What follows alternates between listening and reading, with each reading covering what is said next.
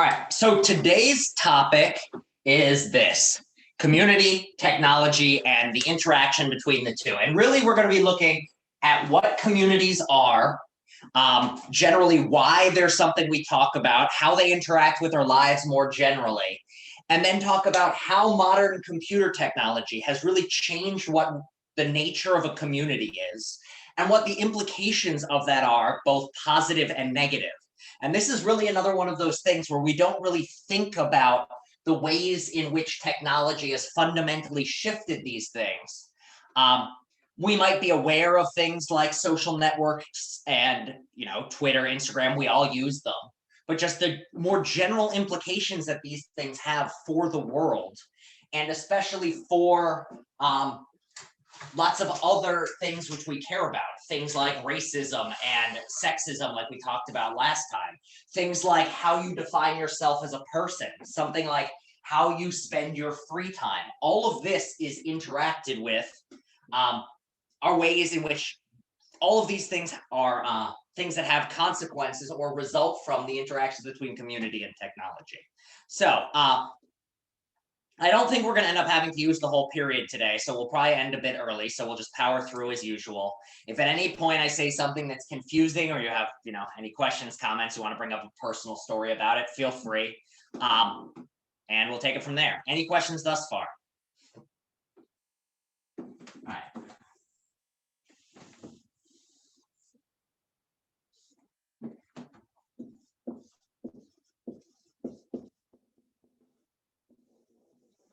What is a community?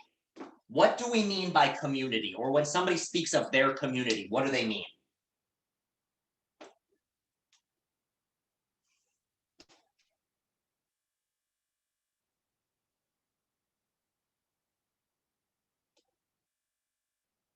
Group of people, that's the key, a group of people.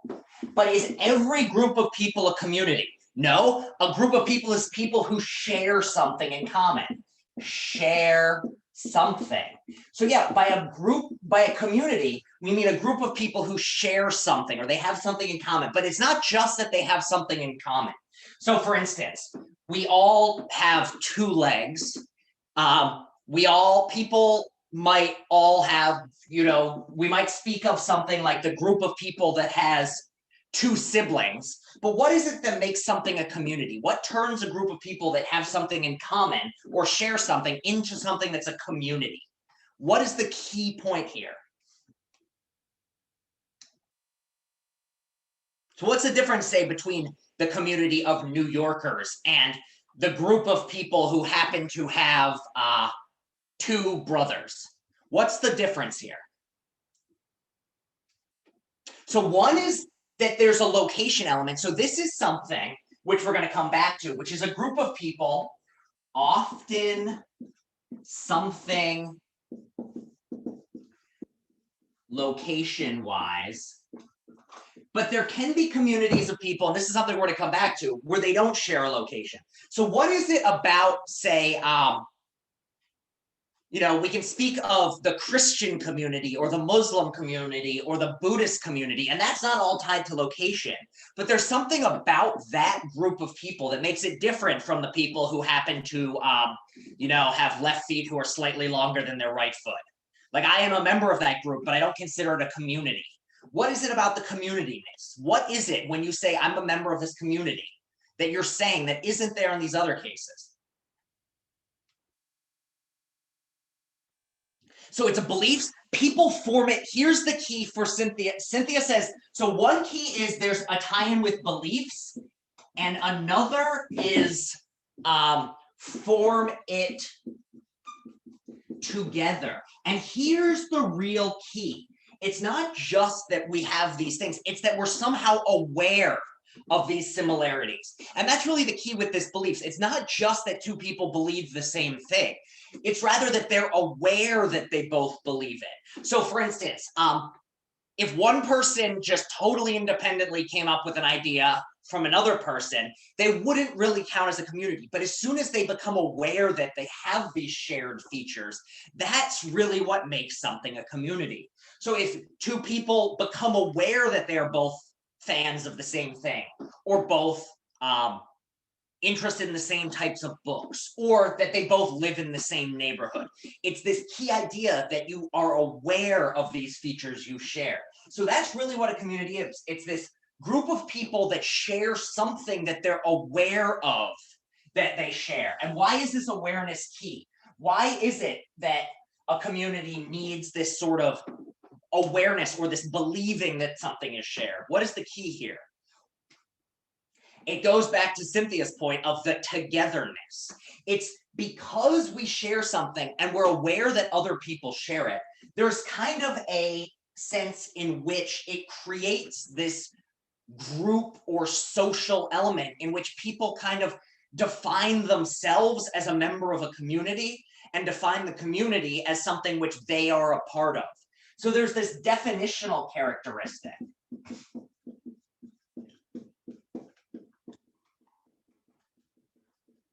For instance, if I ask you to define yourself or tell me who you are, what sorts of features do you usually talk about? When you say, I am so-and-so, or somebody asks me, tell me about yourself, what are some of the answers you give?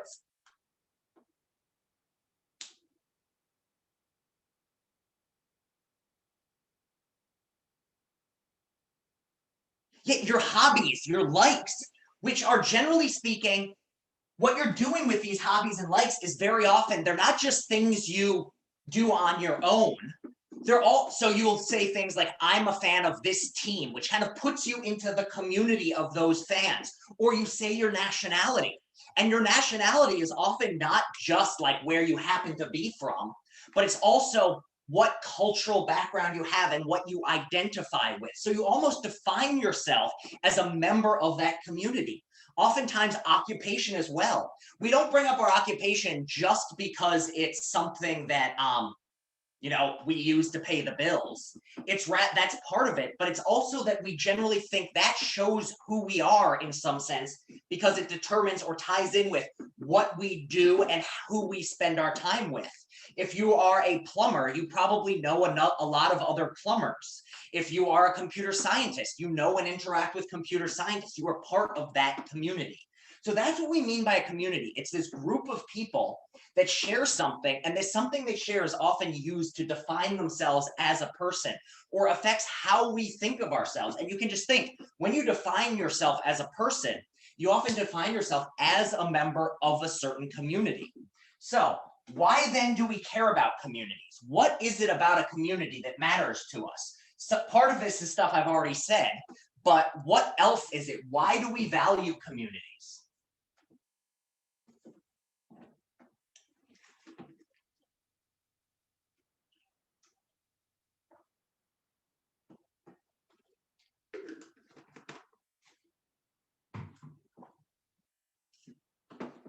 Why do we care about what nation we're from? So yeah, it's tied in with this notion of have people agree with you. And it's not just having people that agree with you, it's this notion of having people who share things.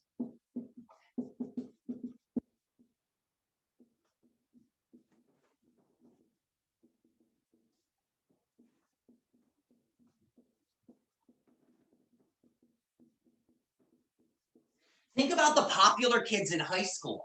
The popular kids are the ones who hang out with other people. That's to be popular, is to have people that you share things with, that you don't feel alone. So the key with communities is there's almost this element in which when you aren't a part of a community, there's a very rare number of people who want to be completely alone in the world. It is incredibly lonely, and rather you want to have people that you share things with and you can talk to, people who you can enjoy spending time with, people who, when you discuss, you have enough overlap that you can come together on the same sorts of things. These are also people who, if you're interacting and you share things, you can learn from them, you can interact with them. So with all of this in mind, why are we talking about community in the context of a cyber ethics class? What is it about cyber technology that has overlaps for community? Well, this goes back to, who was it before? Something which Aranya said, what is one of the determining features that affects what communities you're a member of? So to come at this question another way, what are some communities that you identify yourself as a member of, or a community that you think of yourself as a part of?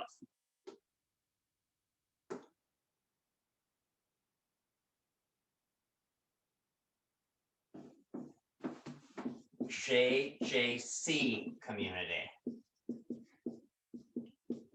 So John Jay, what are some other ones we have? Facebook.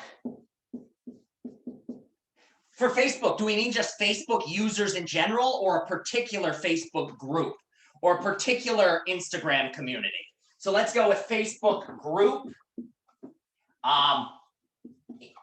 Insta followers. A subreddit. What others do we have?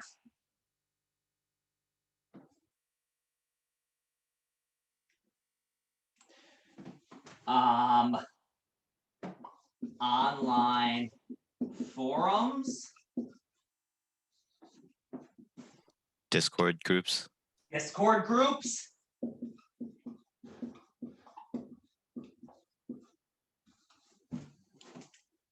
A religious community.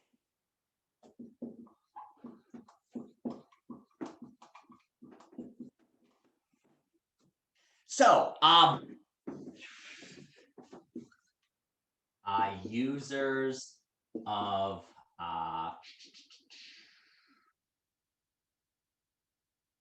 why aren't I remembering what crypto? Various cryptocurrency users. So we have 1, 2, 3, 4, 5, 6, 7, 8 examples up here.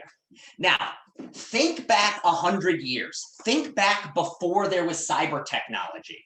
Which of these communities existed or could have existed, say even 50 years ago?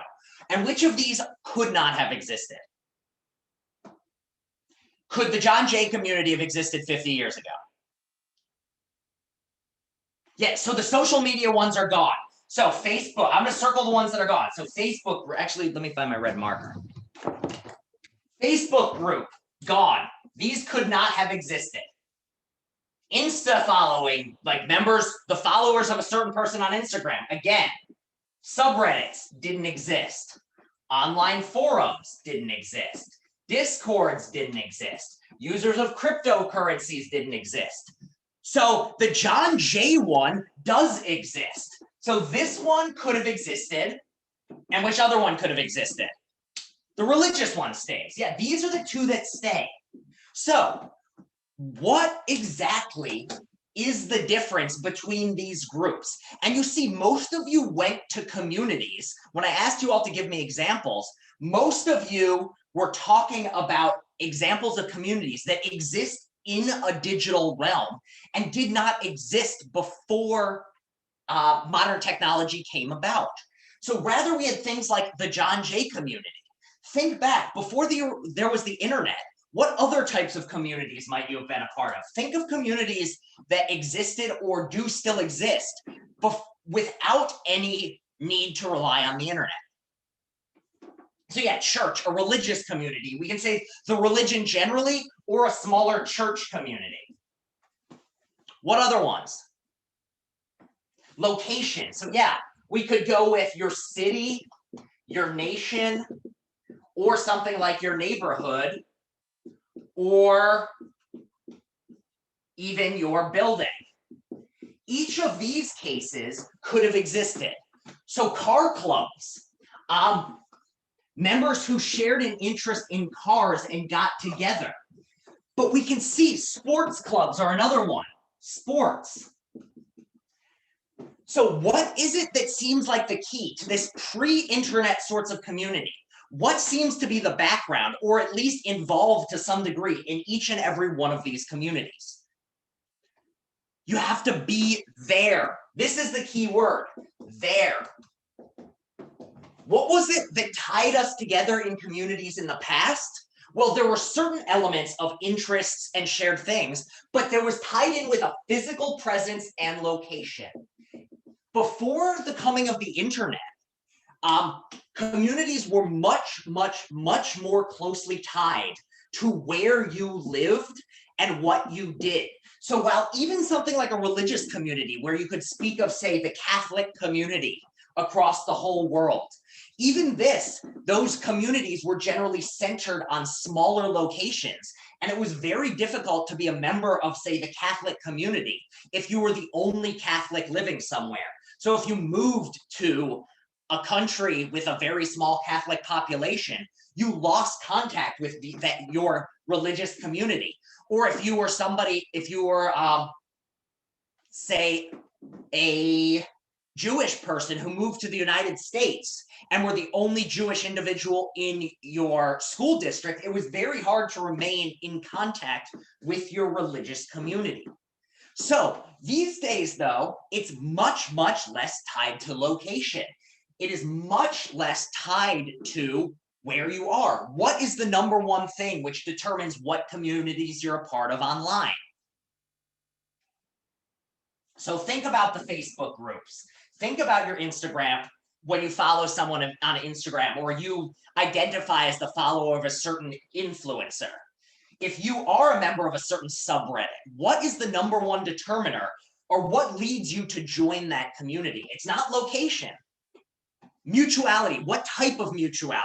What is it that you share here? Because you're right, it's something shared. So phones are one thing. There is an element, the phone is necessary for getting onto it. But what leads you to, say, that subreddit as opposed to a different one? Or what leads you to that Facebook group? Cynthia said it, common interests. And here's a fundamental difference. In the past, the number one determiner of what community you were a part of was location, physical location. Versus nowadays, the number one thing is interests. Now, of course, what location you were from before had some influence on what your interests would be. So for instance, if you grew up in a certain area, you were going to generally become and you liked sports, you were going to become interested in the sports that were around you. But even there, it's tied into location. Nowadays, the interests in some way can extend beyond where you are. Nowadays, if you discover something, for instance, I'm a fan of an English soccer team. I have been to a game one time, but I've never lived in England and I have no English descent. And yet, this is something that I consider myself a fan of and a member of a community of, entirely because of the interests. And not only that, I can only join this community because of modern technology. I no longer am tied to having to root for the teams in my area. I know if I grow up in New York and I just love LeBron, I can watch him on TV. I can watch interviews with him. I can become a fan of a team halfway across the country. In the same way, even if there are no other Buddhists in my area, I can learn about Buddhism and become connected with other people who share these interests. So this is really the fundamental shift in the nature of community because of cyber technology. It is much more interest-based, much less location-based. So does everyone understand how this has changed the nature of our interactions with communities? And in a certain sense, changes who we identify ourselves as, because as I said, community is very important in how we define ourselves. You don't just define yourself by yourself. You rather define yourself in relation to other people and other things. So as your interests are now defining more and more your community, more so your interests and not your location are determining more and more who you are. So yeah, now let's talk about what the implications are of this, both good, bad, and just factual. So I'm going to put up, what are the goods of these new communities? Let's put up, over here, we'll have just the neutrals. red marker. Neutral, good, bad.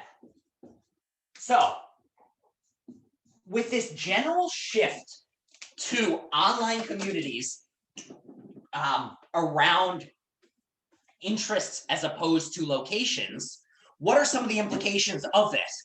Well, Cynthia says one thing. It is just that communities have gotten bigger because it's no longer necessary to have to go there to interact with these people. So for instance, the number of fans of a sports team can increase much more because of the size. So is this a good thing, a bad thing, or just a factual thing? How would you characterize this one, Cynthia? Yeah, it seems neutral. It just seems like the size has gone up.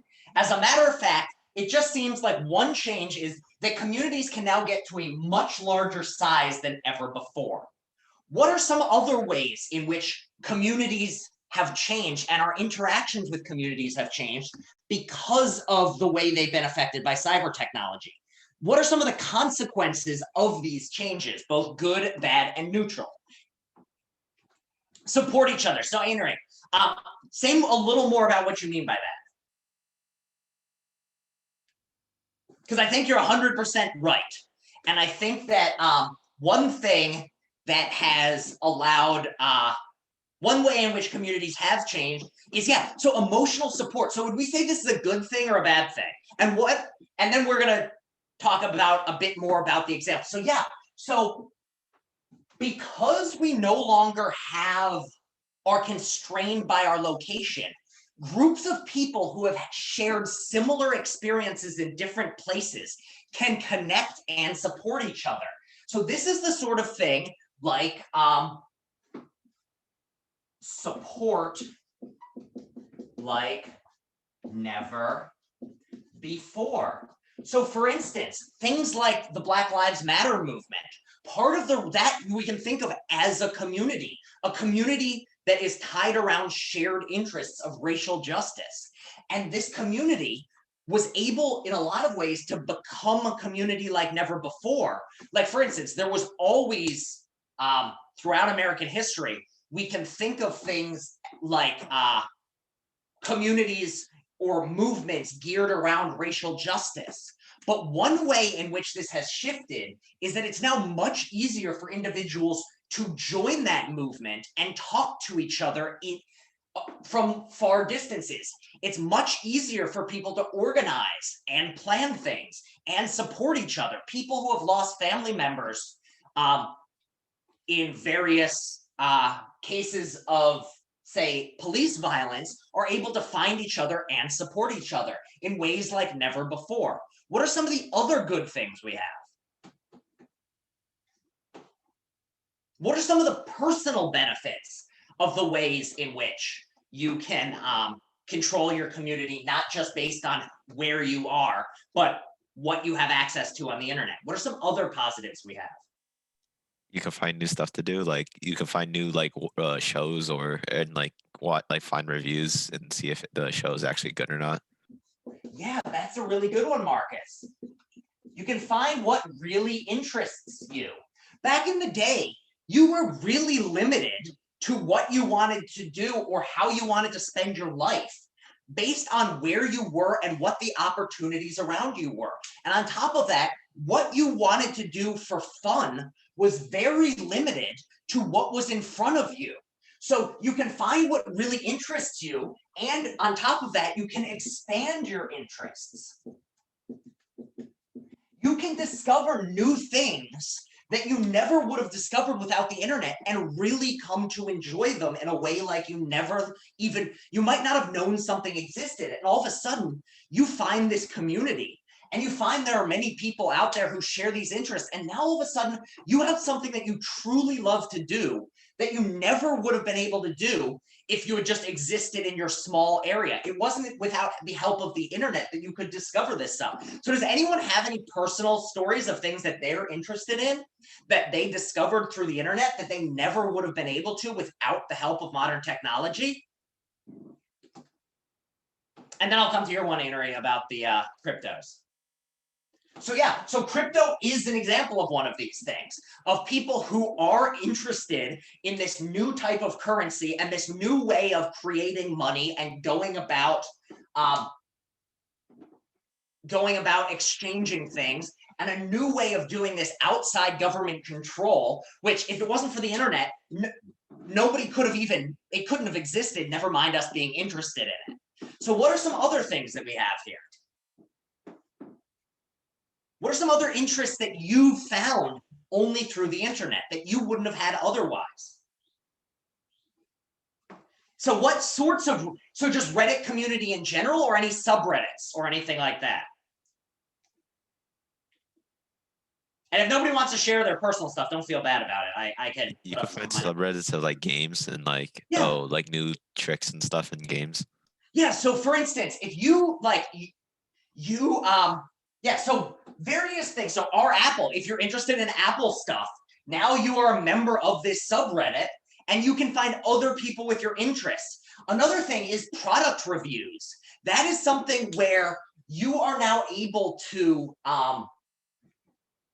not only are you able to use these communities for yourself, you're then able to join these communities and use them for further ends. So another thing that this allows is it's not just interests, it's you can get more expertise slash get more, I guess another way of get more expertise and gain info in general. So another thing these communities allow you to do is what Howard said, with product reviews. By joining the community of people who reads a certain magazine or a certain set of product reviews, or the community of Amazon users to learn what products are good and what are bad, you're able to gain information that will help you personally.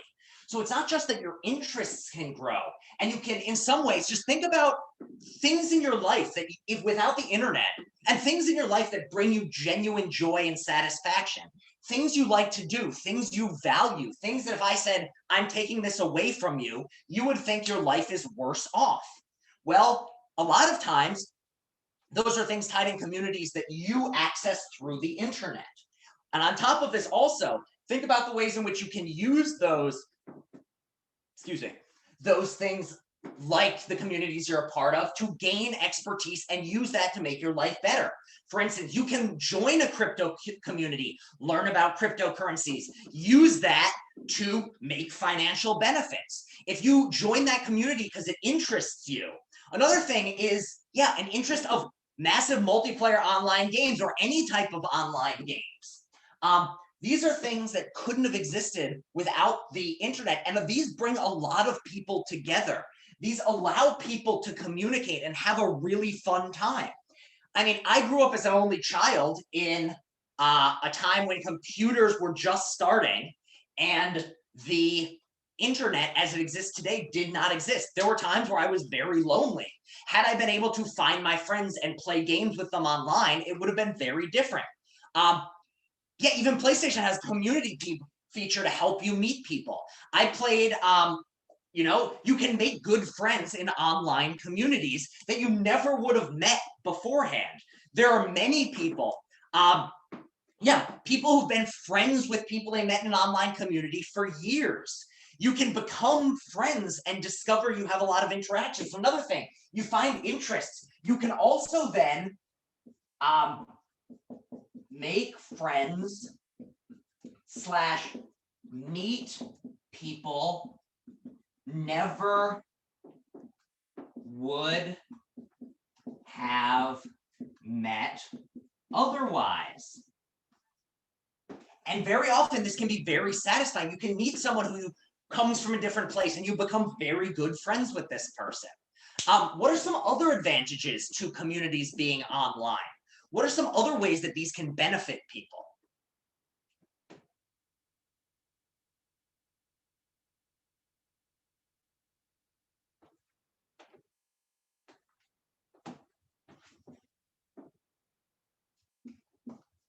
I'm going to put up one and I'm going to ask you all to unpack it.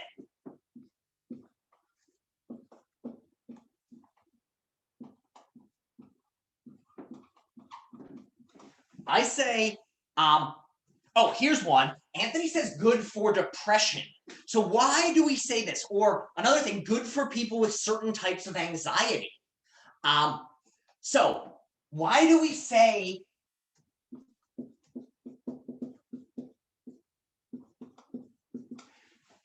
people with social anxiety, or people who with depression, or people who have trouble going out and taking on the world are still able to connect like never before? So for instance, if you had incredible anxiety in the past, you couldn't really join a community because you'd have to go out there. You'd have to interact with people face to face. Nowadays, if you're incredibly shy and you want to talk to people, or you want to do things in a group, but you don't want to have to go out there, you're able to go and join people. Another thing, and this is a big one that ties in with, it's not just interests, but yeah, this goes with the support bit.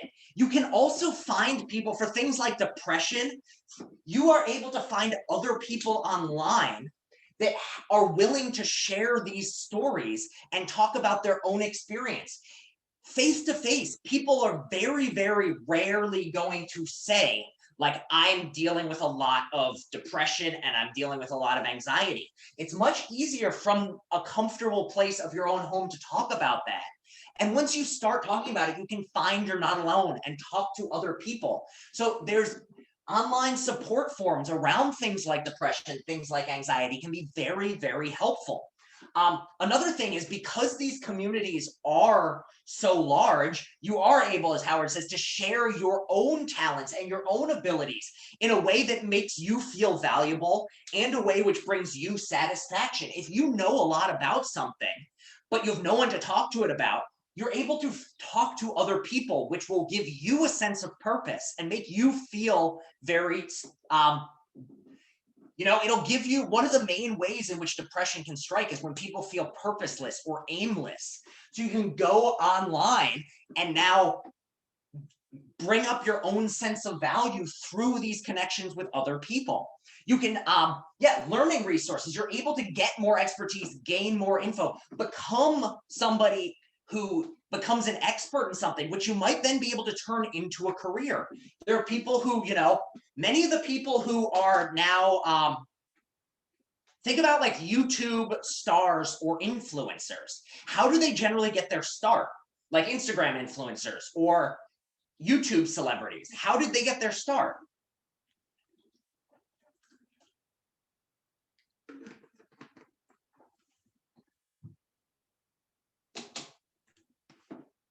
Yeah, they start by making content. And they were the first, basically what they did is they found, I happen to find something really interesting. I happen to want to talk about it. And now I'm just gonna, talk about this thing, which is of interest to me.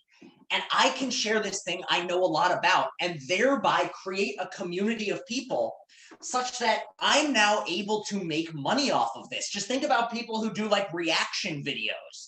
Like, they enjoy seeing things, and then they found, like, when I do this, my ways of approaching these, I have interesting insights, and I'm a performer who's able to bring enjoyment to other people. So there's also this way in which these new communities have allowed people to create new careers that didn't exist before. YouTube celebrities are generally actors of a new type. It's acting in a way that's never existed before, or it's doing performance or performance art in ways that never existed before, or doing live art. Things like makeup YouTube channels where somebody does their makeup. It's basically the same idea as somebody painting something on the street corner, like a caricature, only it's done on YouTube, and it's done in a way that's supposed to also teach you how to do it. It's a way of performing, it's a way of teaching. These are all new ways like never before. Online concerts is another thing. You're able to bring, you're able to also find interests of you and make a career out of it in ways like never before. If you wanted to, if you just really like playing drums and you're mildly entertaining when you do it, or you're very skilled, you can now make money off of just doing what you love in a way like never before. So it's not just that you can find new interests. It's also that the nature of online communities allow you to monetize those interests. And in some ways, it's easier than ever before if you've got the skills for it to do what you love for a living. You can just play your drums in your house, make millions of dollars off of it through advertising money. You can play video games in a very entertaining way. If you can make a living on like a very nice living on Twitch now. You can use your time to do something you love and get paid for it in a way like never before. These are all sorts of positives. Going back to you can explore who you are. Another option is, how many of you were mildly interested in something in like elementary school, but you never gave it a shot because you were afraid you were going to mess up or you didn't understand it, and you kind of in retrospect wish you had taken the time to learn that thing? Does anyone have this experience? Like looking back, you wish you had done something a little bit differently, or you wish you'd just gone for it, but you were afraid of being embarrassed, so you never tried. Or yeah, or another one is like you wanted to join a certain club or you wanted to do something, but it didn't meet at a time that was convenient for you. So you never got that chance. You never got that chance to discover, am I the sort of person who likes this? Like, I always thought I might have liked chess, but the chess club met at the same time as basketball practice, so I never got to join the chess club. I was limited based on physical time and location. Nowadays, what's the difference? Well, you can still be on the basketball team, and then you go join the chess subreddit, and all of a sudden, you can join that community on your own time. You don't have to worry about being terrible at chess and being judged, because the people you're playing with are people on the internet who don't see you. You have that element of anonymity. Also, something like, I would be shocked if part of the reason, like there's been a noticeable increase in the past 15 years of people who are comfortable either coming out as transgender or people who are identifying as non-binary. And I think in a lot of ways, this is now possible because of an internet community in which you could find support, other people who feel a similar way to you. In the past, if you were somebody who didn't feel quite, people told you you were a man, but you didn't feel like a man. You felt either, like none of the gender categories applied to you, or you felt like if you were to identify, you'd want to identify more as a woman. It was hard to find that you weren't alone. You can now find other people and they can support you. Also, you're now able in an online forum to go and express yourself and try. You might be like, is this really who I am? People keep telling me I'm a man, but I don't really feel like a man. Well, I'm going to go online and try to be my authentic self in blogs, and be my authentic self in chats, and be my authentic self online where people aren't face-to-face going to judge me. And you can discover more about who you are by expressing yourself and trying new ways of expressing yourself. Another addition is you can create larger family communities. You can find people who you've lost touch with. So there's another way in which communities are able to remain in touch across much wider distances. So the size increase has these positives of we all value family, but across great distances, it can be much harder to keep these things together. Does anyone else have any other positives they want to put up here for the changes in community? Because I think there's a lot of good things, and you all just did a really nice job laying them out. But like all things on the internet, it's not all good. But before we move over to the bad, does anyone have any other benefits that they want to say with online communities and what all the positives of this are?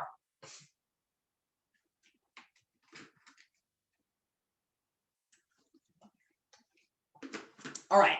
So, as I said, there's bad, there's negative to online communities. What are some of these negatives? And some of these things fall on the good or the bad. Like you could put them here, where depending on your perspective or what the case is, it could be bad or good. But I want to talk about them here. Anonymous hate. So here is one thing about online communities. So the very thing that allows you to explore who you are more easily and connect with people easily, this sense of anonymity, also allows you to hate male / hate speech. What is it about the nature of online communities that is able to influence and allow for these increases in hate speech and hate mail going up? Well, the very same thing about anonymity. If online you are able to have communities in which people are generally going to be hidden behind a computer screen and not feel responsible or not see what they're doing to somebody else, then these groups are able to go in and say terrible things to each other that have negative effects, especially upon teenagers. Teenagers, if you say hateful things to someone at a certain age, it can have a lifelong impact on them. Adults as well, but especially during these influential ages. Another thing, I'm going to put dark web as an example, but what is the dark web an example of? In the same way that we have these communities tied around interests, well, are all interests good? Do we really think that everything that's happening is something that if you're interested in this thing, you should have an opportunity to talk to other people who are interested in that thing as well? Or there's some cases where we're just like, we don't want such communities to grow and find people to talk to about it. Can anyone think of a community of people or a group of people where their interest is something where we all generally think, you know what, I'd prefer if this wasn't a community that existed. I wish these people couldn't talk to each other.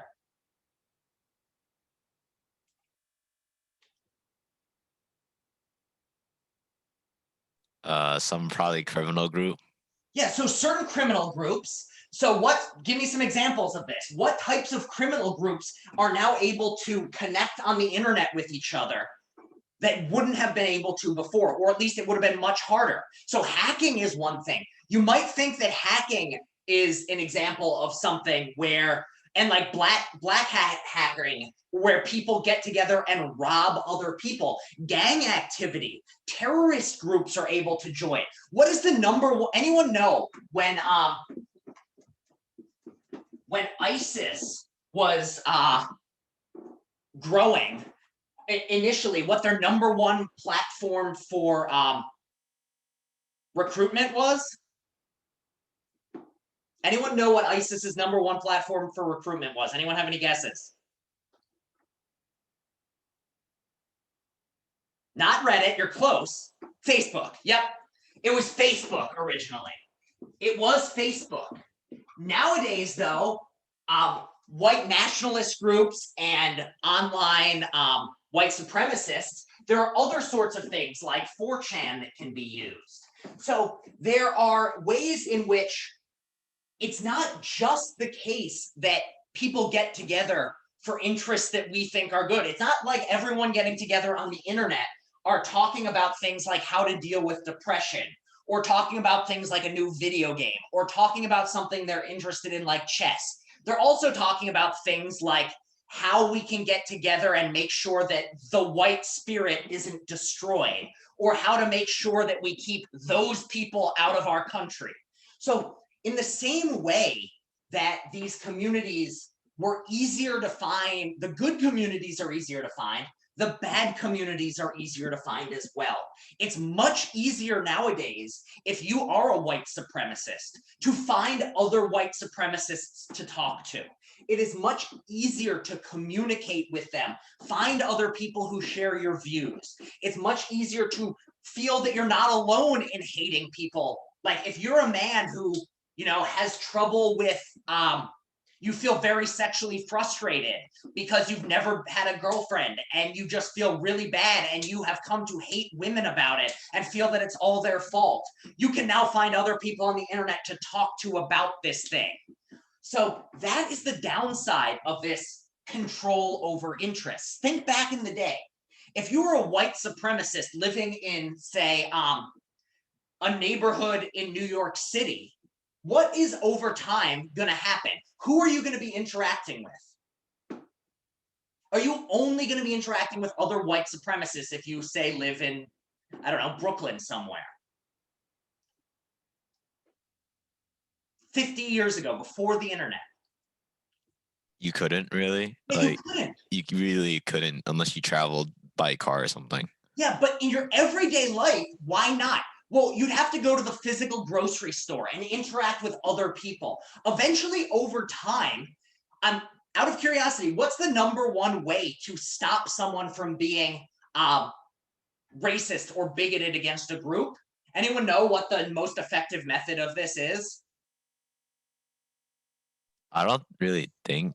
Oh yeah, exposure. Yeah. Exposure is the best way. It's not a guarantee, but the best way is exposure. The quickest way for somebody who is homophobic to cease to be homophobic is for a family member they love to come out. The quickest way for somebody who is racist to cease being racist is to interact with somebody of the other group in their day-to-day life. So back in the day, it was harder to be racist in the same ways, or at the very least, eventually you could explain it to yourself like, oh, this person was faking it. But it was more difficult to close yourself off from people of another group. Nowadays, though, if you're a white supremacist who never wants to see anybody of color, what can you do? Where do you get your food?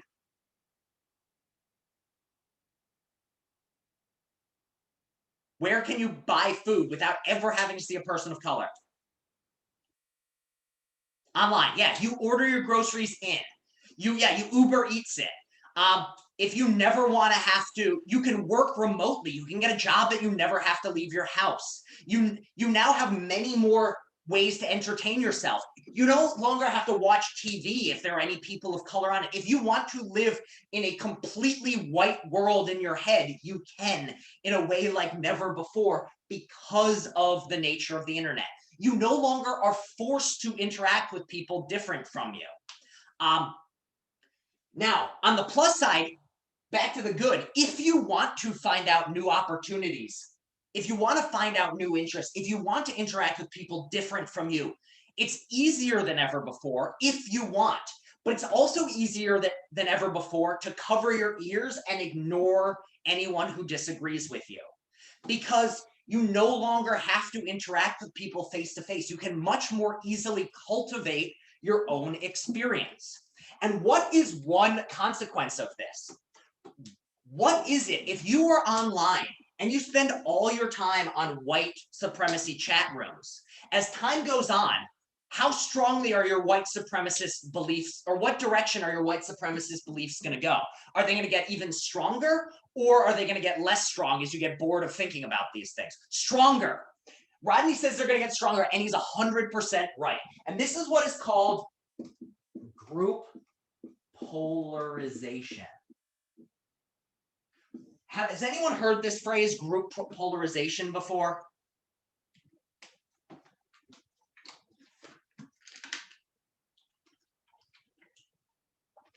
All right. If no one's heard of it, it's a term from psychology. So, what is a pole? And I mean this not in the sense of you climb it, but the sense of the North Pole or the South Pole. The North Pole is where on the Earth?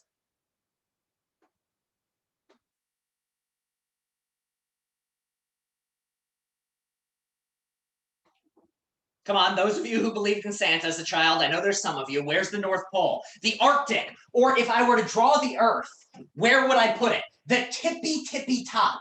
It is the toppest most point you can't get any farther top from. It is the most extreme north. So that's what a pole is. So a polarization is as things get more and more and more extreme. So why is it the case that groups polarize? Or what would group polarization be? Well, it'd be instances where members of a group come to hold more extreme views than they did before they joined that group.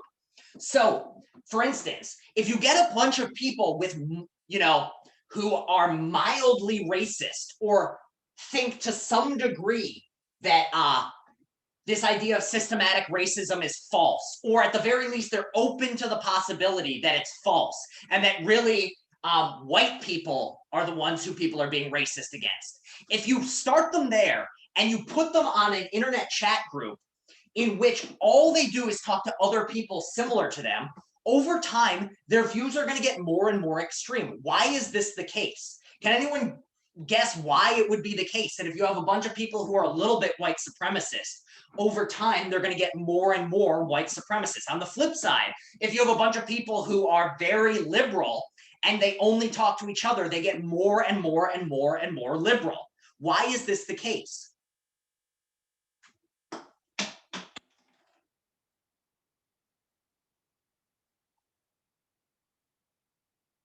What is it about human psychology that would lead to this happening? Well, think about it this way.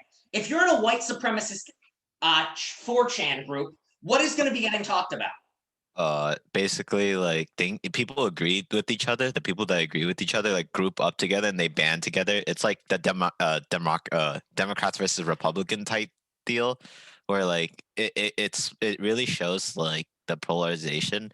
But I don't think it's really like forced polarization. I guess like it's not like segregation, but Yeah.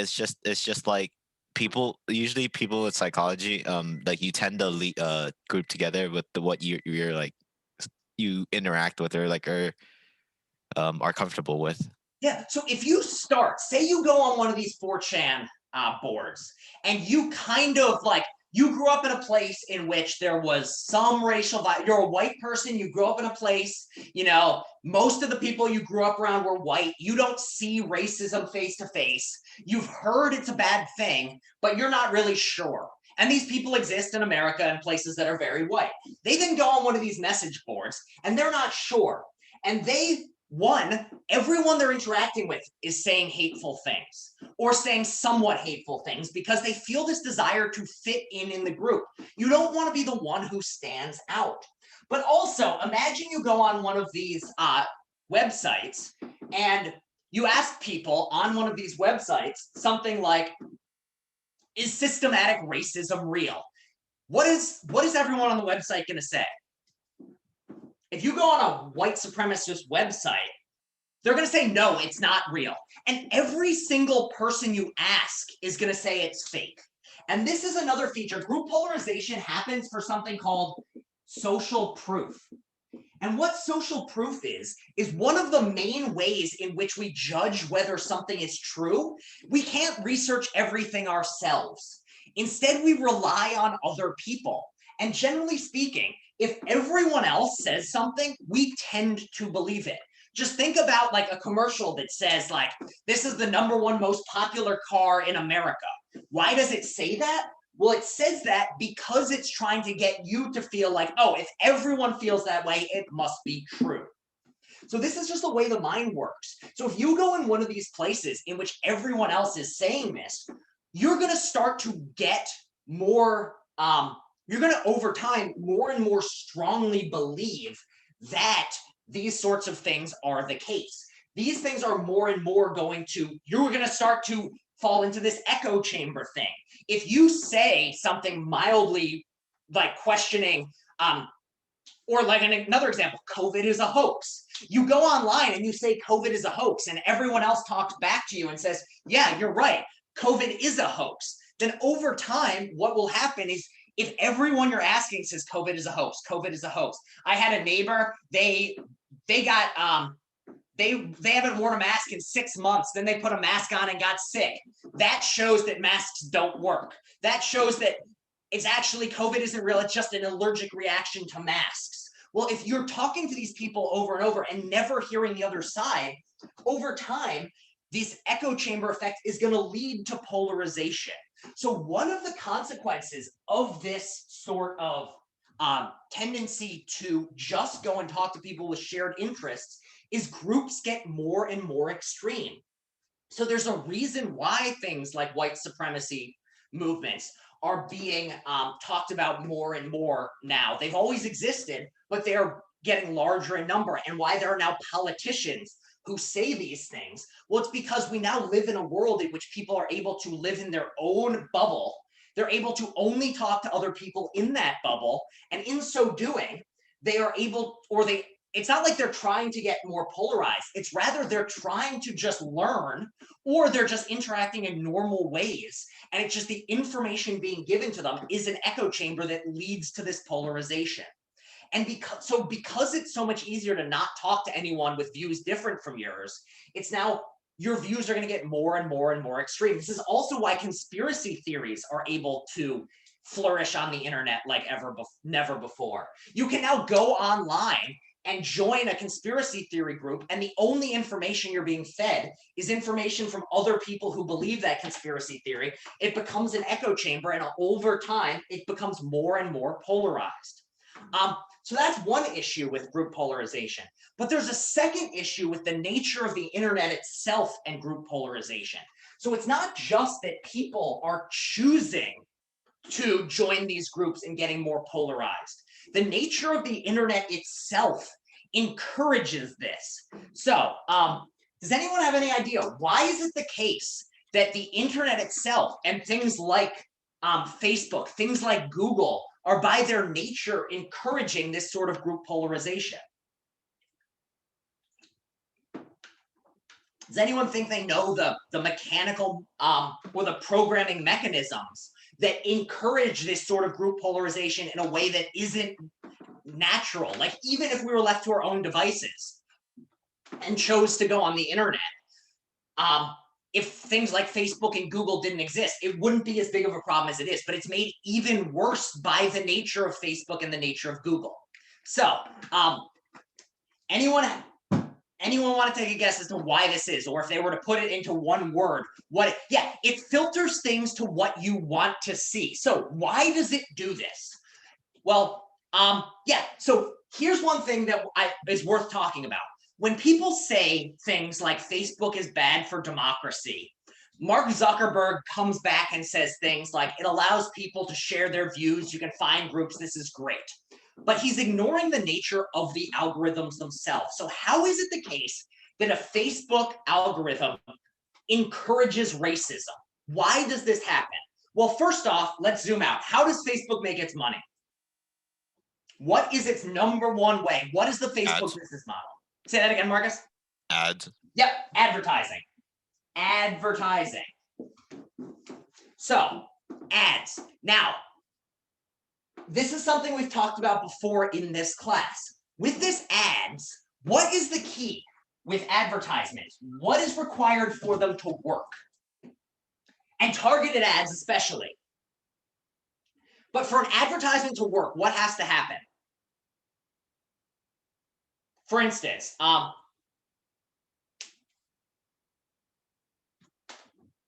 it has to be like presented. Yeah. So I'm currently advertising something right now. There's something written on the board that is advertising.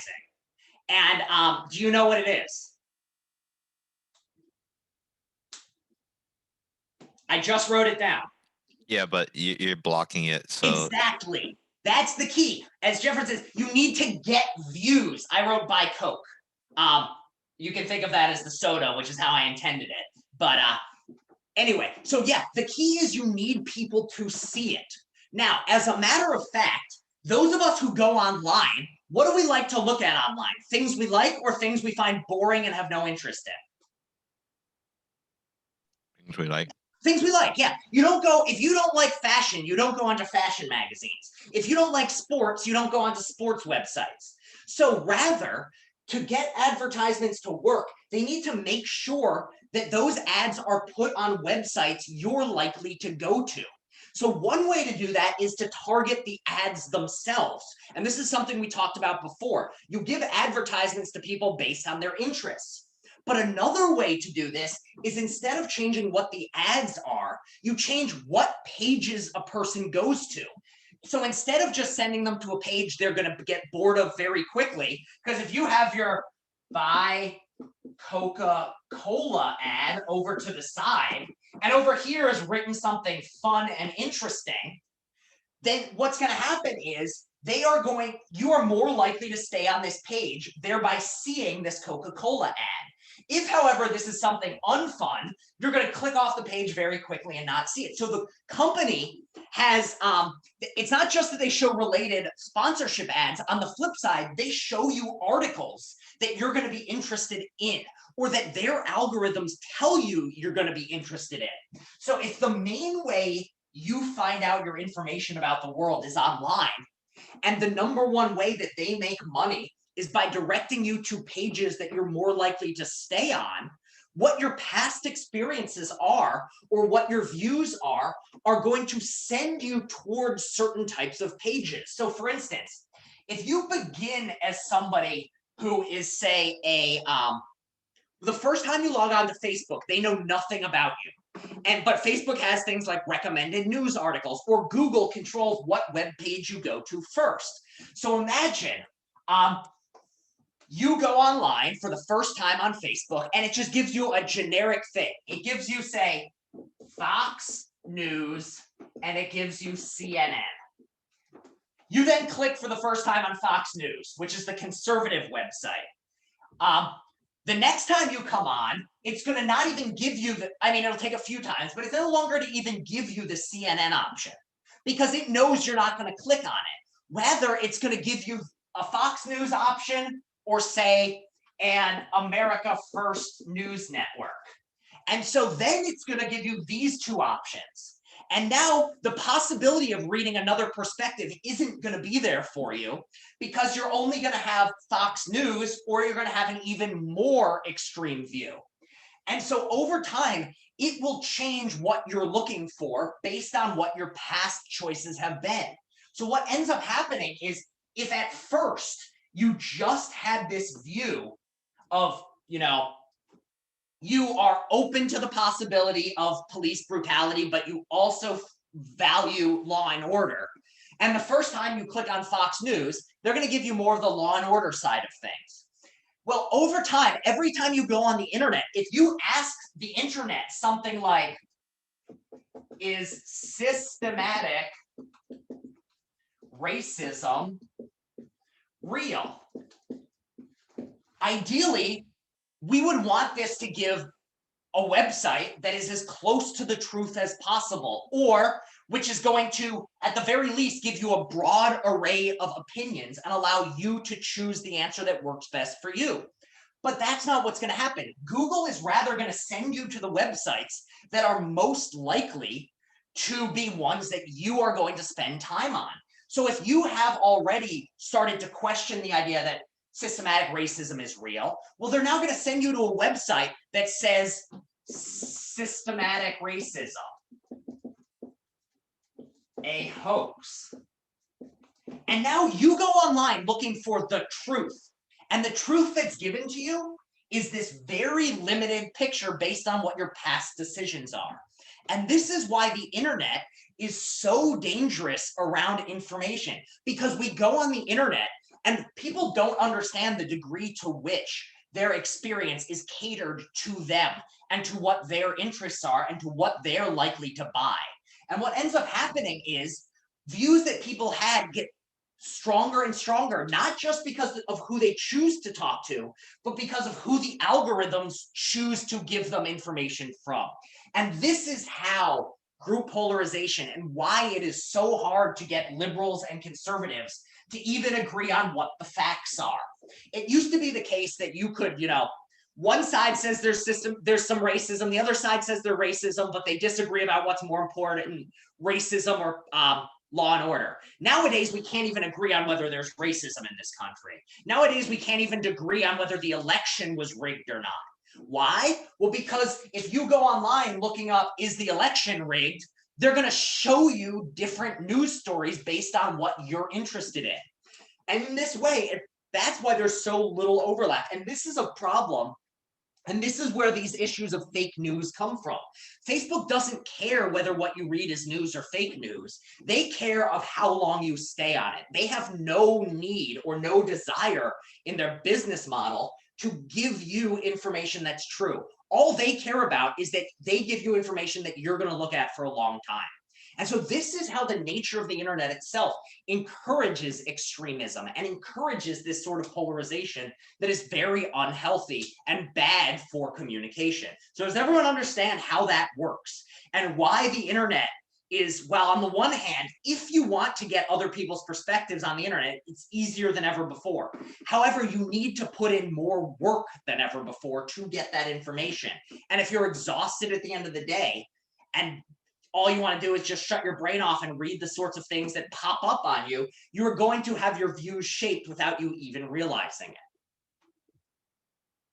What are some other issues with this nature of community, or the ways in which the changing community has had bad consequences for the world?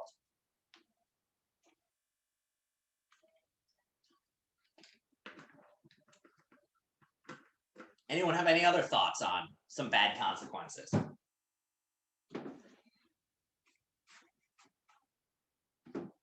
Well, we said you can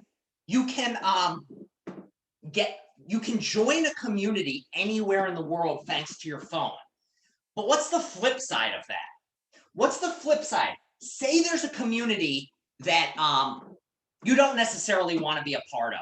Say it's the community of the people at school who think about like elementary schoolers. Elementary schoolers or middle schoolers, do they always want to be a part of every community? What's the community of people you might not have wanted to be a part of? Well, one example is the community of people who bullied you. Their shared interest was making fun of you. Nobody wants to be a member of that community if you're the one being bullied. Back in the day, back when communities were tied to physical location, what could you do? What would you do to get away from the bullying?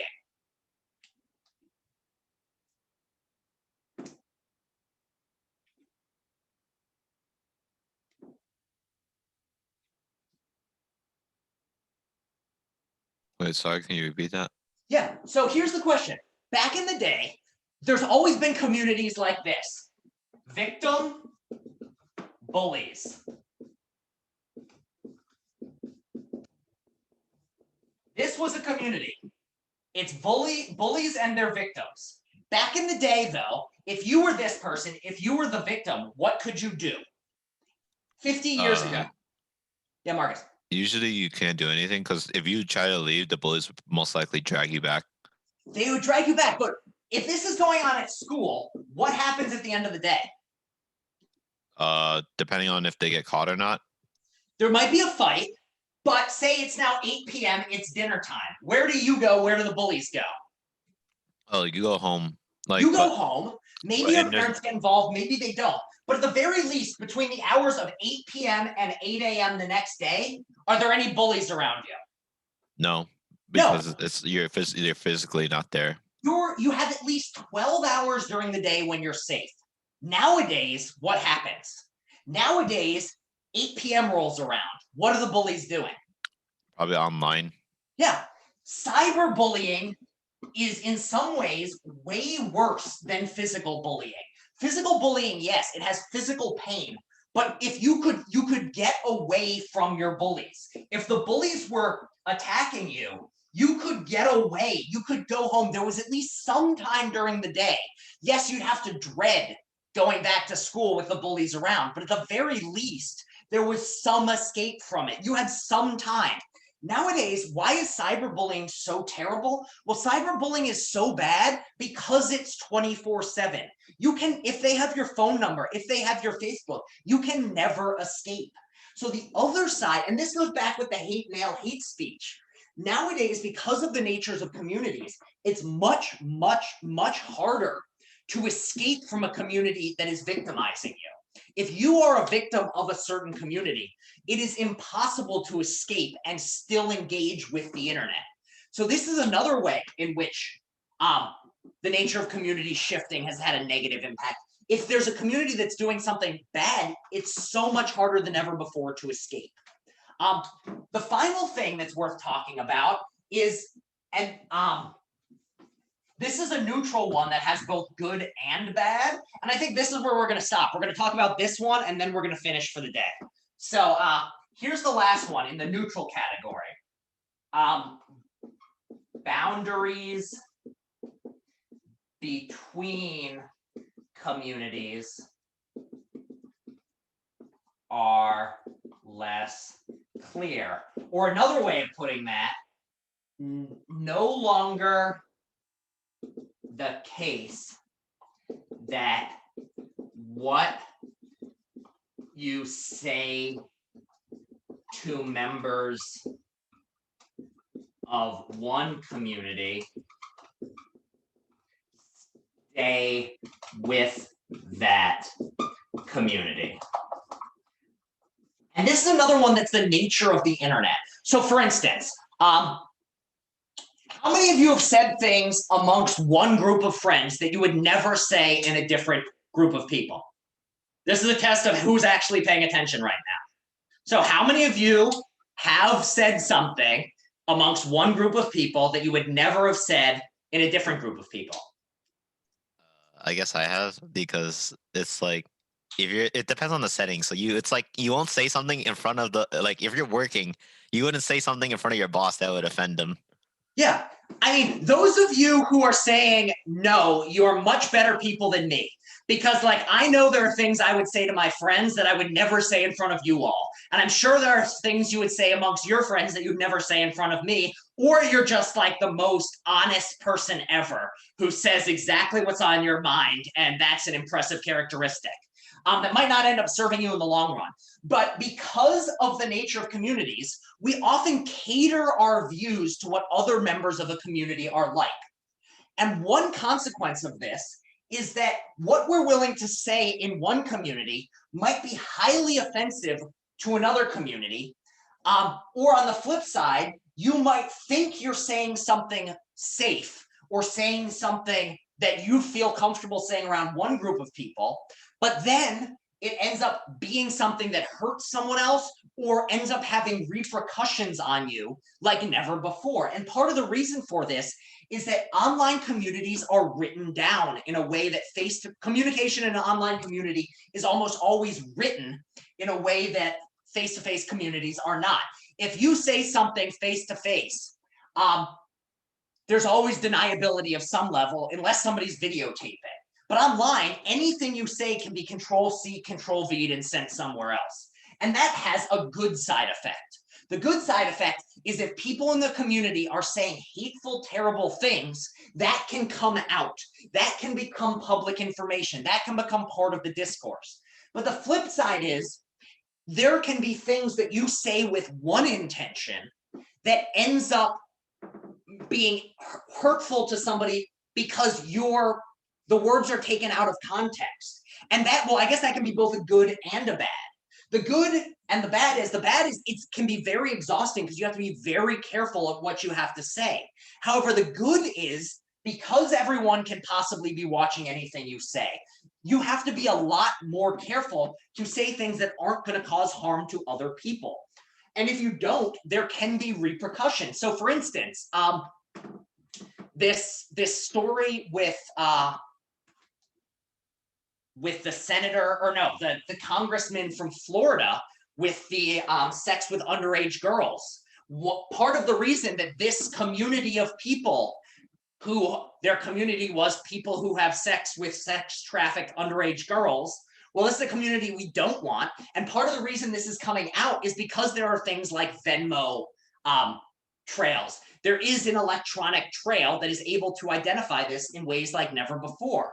So that's the good side of it. You are able to find these sorts of behaviors and ensure that members of the community, if they think they might be safe in one community, but because the borders between communities, or at the very least, what you say in one community no longer stays there to the same degree because it's always written down and there's always an electronic copy of it, the consequence is that people can be held accountable. The flip side, though, is that you can also have your words twisted by people outside the group. You always have to be careful. You never can really be 100% certain that what you're saying is going to be taken in the way you intended it. And so there's a sense in which this new interactive community also means that you have to 24/7 be on your guard to make sure you're not saying something online that can be used against you in the future by somebody who intends you wrong, or at the very least, you have to put a lot more thought into what you're saying. You can't just say the sort of off-color jokes online that you think are fine and really you intended no harm. Because nowadays that can cause harm to someone because those words can be taken and can be heard by somebody outside the community and cause pain. And so just like off the cuff discourse, just saying what's on your mind quickly is much more difficult and it takes a lot more thought, which can get very, very exhausting. All right, so summarizing. The nature of communities has shifted greatly since the internet came along, and it shifted less and less from physical location to more and more being tied to interests. And that has some good consequences. Things like we can support each other, we can find interests, we can figure out who we are, we can get help for mental illness, we can gain information, and we can turn our interests into a career, something we're passionate about. The flip side, though, is it encourages group polarization, extremism. It encourages things like hateful speech. It makes it so that you can't escape from this sort of hateful speech like you could before. And this is really baked into the nature of the internet itself. The last thing is that the nature of the internet has finally, because the natures of what we say in one group of people isn't necessarily going to stay there, it has downstream effects that are both positive and negative. All right, does anyone have any more questions? I'm getting the feeling that it's rather nice out and people want to go and enjoy the weather, or at the very least, not have to listen to me for another hour and a half. So if that is indeed the case, we are going to stop here unless anyone has any questions, comments, concerns. Thoughts, feelings, anything.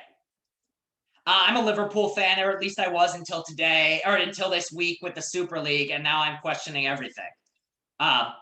So I'm not sure where I stand in terms of being a fan. I'm thinking about becoming like a lower league fan because, yeah. But I've been a fan since like 2006. I started following them pretty closely. Any other questions? When's the next? That's a great question, Howard. The answer is it should be up as of this morning. I think I posted it right before class. The essay 2 prompts should be up on the Blackboard as of now. It will be due, I do believe, the last day of class. And there's more information on the prompts themselves. And like last time, I'm happy to read over drafts. Any other practical questions, feelings, comments, concerns? Also, the second to last class as of right now says TBD. I'm going to make that decision this week as to what the reading for that final class will be. It'll probably, well, it'll be something that I find interesting and I think you all might find interesting. I also might come up with like 3 different options and then let you all vote on it next class as to what we cover in the final class before the final class. And the last class of the semester is just going to be summing up, letting people ask me any questions they have about the papers, and then just sending you on your way. All right, any last questions, comments, concerns, feelings? Otherwise, have a great weekend. All right. Have a great weekend, everyone. I will see you all next Friday. All right. Take care.